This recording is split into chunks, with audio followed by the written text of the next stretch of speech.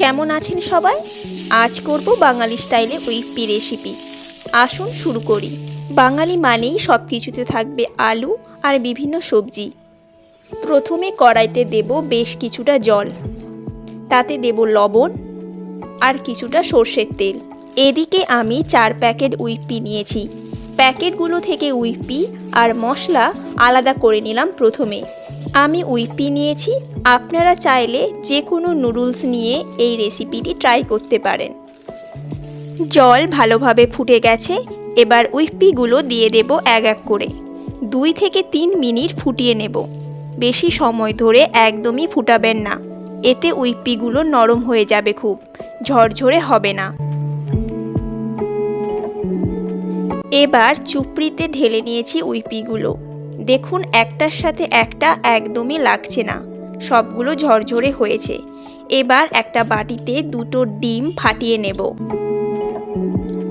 কড়াইতে দেব সর্ষের তেল এবং ডিমগুলো ঝুড়ো ঝুড়ো করে ভেজে নেব।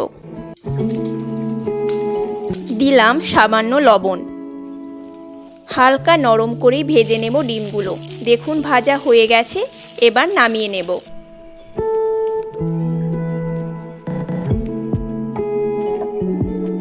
আবারও কড়াইতে দেব সর্ষের তেল, এরপরে দেব কিছুটা আদা কুচি। আদা কুচি প্রথমে কিছুক্ষণের জন্য ভেজে নেব, এতে উইপ্পিতে বেশ সুন্দর একটা স্মেল আসে। দেব এবার গাজর কুচি। সবজিগুলো একসাথে দেব না, এতে সেদ্ধ হয় না ঠিকঠাক। গাজর অল্প ভাজা হলে দেব বরবটি কুচি। বরবটি তাড়াতাড়ি সেদ্ধ হয়, তাই এটিকে পরে দিলাম।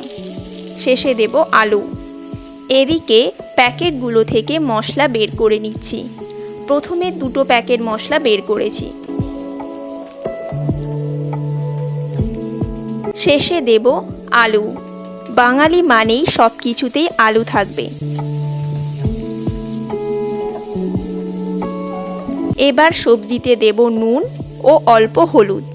নুনের পরিমাণ দেখে দেবেন, কারণ উইপ্পি মশলাতেও লবণ থাকে। সবজিগুলো দেখুন পুরো সেদ্ধ হয়ে গেছে। দেব পেঁয়াজ কুচি আর দেব বেশ কয়েকটা কাঁচা লঙ্কা কুচি। পেঁয়াজগুলো বেশ বড় বড় করে কেটেছি আমি। দেব টমেটো কুচি আর দেব কিছুটা উইপ্পি মশলা।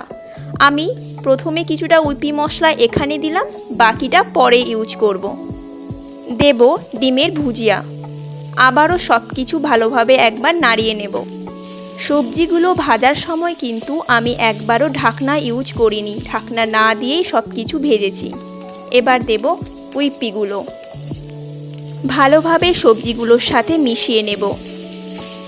বেশ কিছুক্ষণ সময় নিয়ে গ্যাসের ফ্লেম হাইতে রেখে উইপ্পিগুলো একইভাবে ভাজতে থাকব।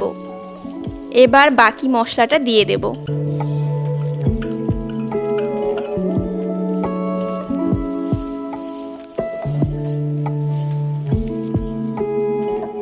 শেষে দেব 1 চামচ চিনি আর ধনেপাতা কুচি। ব্যাস রেডি হয়ে গেল বাঙালি স্টাইলে উইপ্পি রেসিপি।